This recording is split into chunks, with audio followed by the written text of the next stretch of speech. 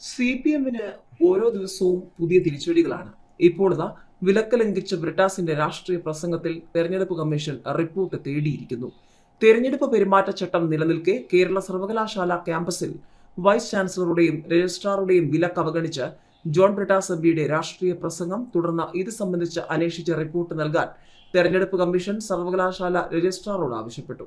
സർവകലാശാല ജീവനക്കാരുടെ ഇടത് സംഘടന സംഘടിപ്പിച്ച പരിപാടി പെരുമാറ്റച്ചട്ടം നിലവിലുള്ളതിനാൽ വിലക്കണമെന്ന രജിസ്ട്രാർക്ക് VC രേഖാമൂലം നിർദ്ദേശം നൽകിയിരുന്നു. സർവകലാശാല ജീവനക്കാർ തെരഞ്ഞെടുപ്പ് ജോലി ചെയ്യുന്നവരാണെന്നും ക്യാമ്പസിനുള്ളിൽ പുറത്തുനിന്നുള്ളവർ പ്രഭാഷണം നടത്തുന്നത് പെരുമാറ്റച്ചട്ടത്തിന് വിരുദ്ധമാണെന്നും VC ചൂണ്ടിക്കാട്ടി. തുടർന്ന് രാഷ്ട്രീയ പ്രസംഗങ്ങൾ അനുവദിക്കാനാകില്ലെന്ന സംഘാടകരെ രജിസ്ട്രാർ അറിയിച്ചു. എന്നാൽ ഇത് അവഗണിച്ച പരിപാടി സംഘടിപ്പിക്കുകയായിരുന്നു. വിലക്ക് അവഗണിച്ച ബ്രിട്ടാസ് മുൻ നിശ്ചയിച്ച സമയത്ത് തന്നെ എത്തി പ്രഭാഷണം നടത്തി.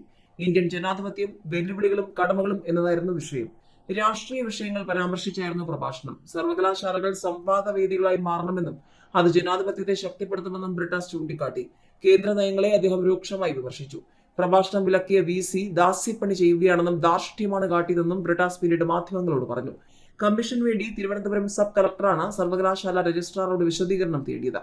രജിസ്ട്രാറുടെ വിലക്ക് ലംഘിച്ച് പ്രസംഗം നടത്തിയ സാഹചര്യത്തിൽ പെരുമാറ്റച്ചട്ട ലംഘനം നടന്നിട്ടുണ്ടോ എന്ന് പരിശോധിച്ച് റിപ്പോർട്ട് നൽകണമെന്ന് സബ് കളക്ടറുടെ കത്തിൽ പറയുന്നു. അന്വേഷിച്ച് അടിയന്തര റിപ്പോർട്ട് നൽകാൻ തെരഞ്ഞെടുപ്പിന്റെ ചുമതലയുള്ള ജോയിന്റ് രജിസ്ട്രാർക്ക് രജിസ്ട്രാർ നിർദ്ദേശം നൽകി.